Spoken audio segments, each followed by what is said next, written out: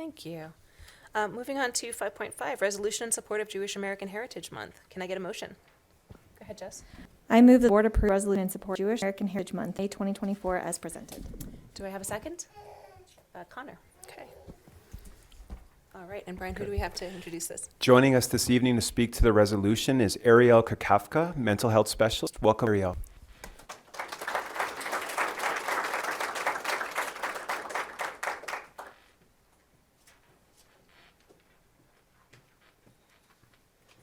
Good evening. I'm going to take these off with the wrong glasses. Thank you, Superintendent Kingsley, members of the board, and members of the cabinet. My name is Ariel Kukafka. I'm a member of Poudre School District's mental health team. And I'm here as an educator and an American Jew. And I'm proud to be here to introduce Jeremy Akrish to speak to you in support of Jewish American Heritage Month resolution. Jeremy is a 10th grade student at Timnath Middle High School and also a member of the School District Student Equity Coalition. Welcome, Jeremy.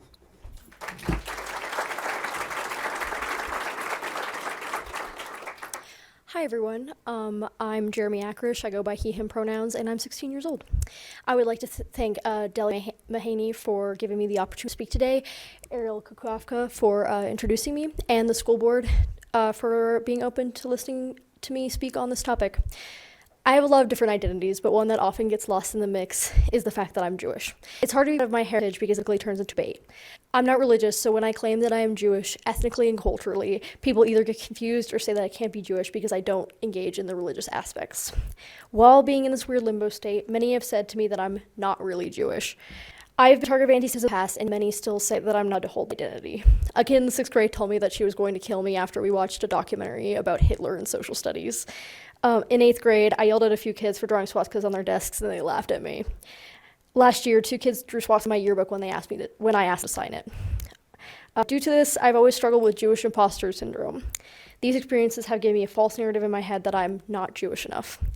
Also, Judaism isn't listed as an ethnicity on forms I fill out at school or anywhere else. This fosters the erroneous belief that being Jewish is only a religion. The lack of awareness and recognition of Judaism as an ethnicity and culture is hurtful to many and undermines the wide range of experiences that different Jewish people live. In short, to most, I'm Jewish, but I'm not really Jewish. To combat this idea and feeling, I read books about Jewish history, I cook in Sauvignon on the weekends, I advocate for Jewish students and staff at the Student Equity Coalition, which I'm very grateful for. What I'm currently learning for myself and trying to teach others is that there's no such thing as being Jewish enough. It's okay that I don't know all the words to the Hanukkah prayer and that I have to look it up every year. It's okay that I didn't go to Hebrew school. It's okay that I'm not religious. I am Jewish enough because I am Jewish. I am Jewish enough, and being Jewish is awesome and should be celebrated. One of my favorite examples of Jewish Americans completely changing Western culture for the better is the Jewish immigration that took place from 1880 to 1920. During the largest wave of Jewish immigration from Central and Eastern Europe to America, about 4 million Jewish immigrants sailed to the United States. Young Jewish artists from this group, the immigrants and their children, were not hired to be in fine arts due to anti-Semitism. So they drew comic books and made films, which were considered unsuccessful forms of art in the past. Boy, were they wrong. It was empowering for young Jewish immigrants to re-envision themselves and their experiences of being lower-class Jewish Americans as something more powerful through comic books and films, from everyday heroes to superhumans and X-Men. This is why most characters in DC are Jewish, including Batman and Superman. These characters were made by poor teenage Jewish Americans. So you're welcome. Jewish artists took experience of immigrants, much like Superman being from a meteor in outer space and being lower class, like Superman growing up on a farm in rural Kansas, and in a way transformed themselves into powerful heroes. These superheroes had to hide their identity for their own safety, much like how Jewish immigrants have had to change their last names to appeal to Western culture. Their stories were a way of rebellion against anti-Semitism by saying, I am Jewish and I am strong. And as a result, this ended up completely jump-starting and forming the comic book and film industry. As a Jewish artist, this makes me feel like I can empower myself too. Jewish artists like Bob Kane, Steven Spielberg, Stan Lee, Frank Oz, and Ari Aster remind me that I can be an angsty crime-fighting vigilante like Batman, or fight a man-eating plant from outer space like Seymour Krelborn. It's not only important to me to know that I am Jewish enough, but also that I am strong, not despite being Jewish, but because I am Jewish.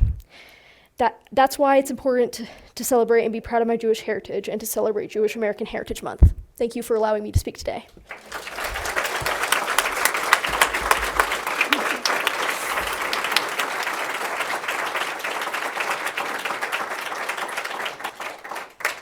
Board members, would anybody like to speak? Go ahead, Jim.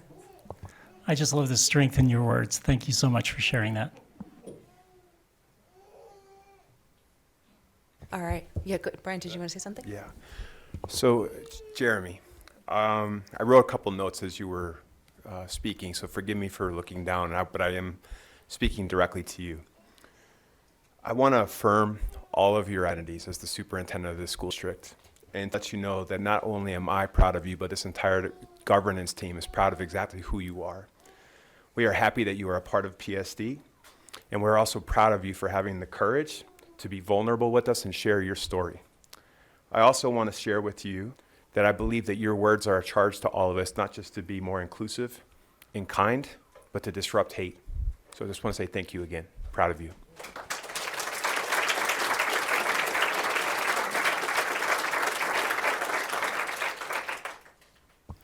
Jeremy, I just want to say you spoke to my heart on that one.